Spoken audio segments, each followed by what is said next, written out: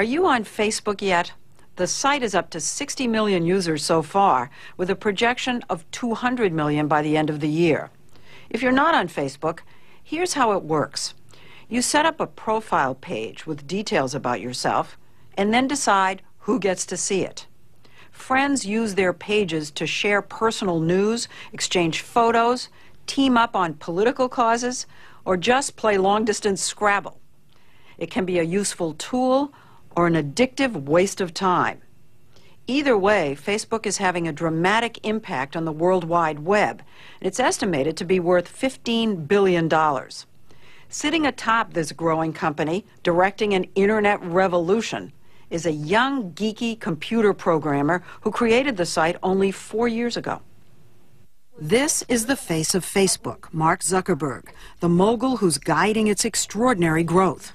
What everyone wants to know is he old enough to be running a company some people say is the biggest thing since Google? Tell everyone how old you are. I'm 23 right now. And you're running this huge company. It's not that big. 23. And here he was helping me set up my own Facebook page with a profile of my likes and dislikes. Guess what my favorite TV show is? I can't. Duh. All right, put 60 Minutes there. Next, we added my friends, family. That's my son-in-law, old classmates.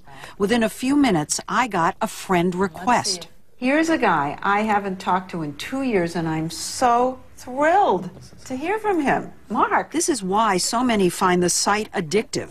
In a world with no cell phone or email directories, Facebook has become a way to find lost friends. Right, I mean, it used to be the case, like, you'd switch jobs, and then maybe you wouldn't keep in touch with all the people that you knew from that old job, just because it was too hard. But one of the things that Facebook does is it makes it really easy to just stay in touch with all these people. Of course, if someone tries to friend you, you can ignore them. And privacy settings allow you to deny access to your page, say, to your boss or your parents. Good afternoon, Facebook. How may I help you? Facebook headquarters in downtown Palo Alto looks like a dorm room. The 400 employees who get free food and laundry show up late, stay late, and party really late. Zuckerberg, who's made the cover of Newsweek and is reportedly worth $3 billion, sits at a desk like the other software engineers writing computer code. Have you changed your lifestyle?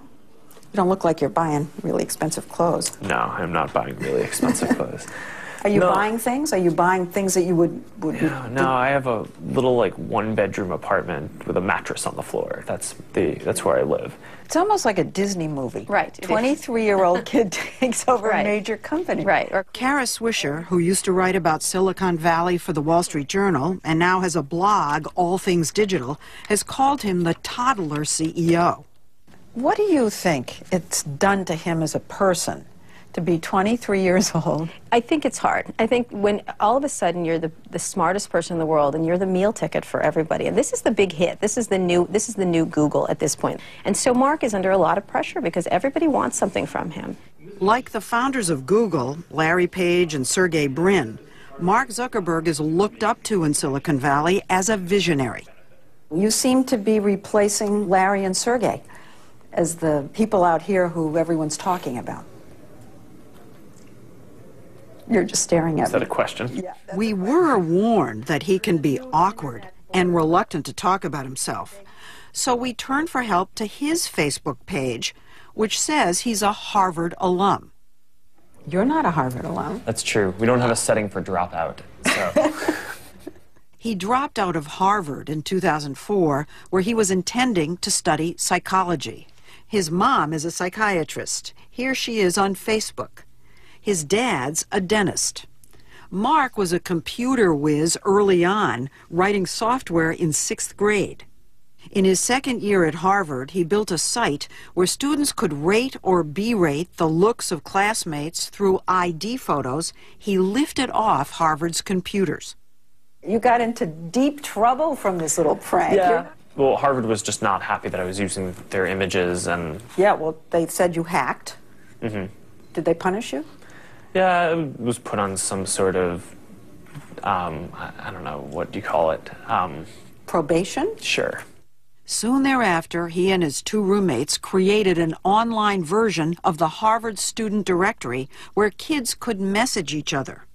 They called it the Facebook and launched it from their dorm room. Within 4 months, they had expanded to 40 colleges and over the summer moved to Palo Alto. But Mark had done code writing for some upperclassmen with a similar idea, and they have filed a lawsuit. 3 Harvard students are suing you, claiming that you stole their idea for Facebook. Well, I mean, we know that we didn't steal any ideas or code, so we're just kind of waiting until that comes out in court. In the lawsuit, they claim that you were duplicitous. Are you worried about it? No, I don't really spend a whole lot of my time worrying about that. I mean, we have lawyers at the company who deal with that stuff, and it's not a huge concern.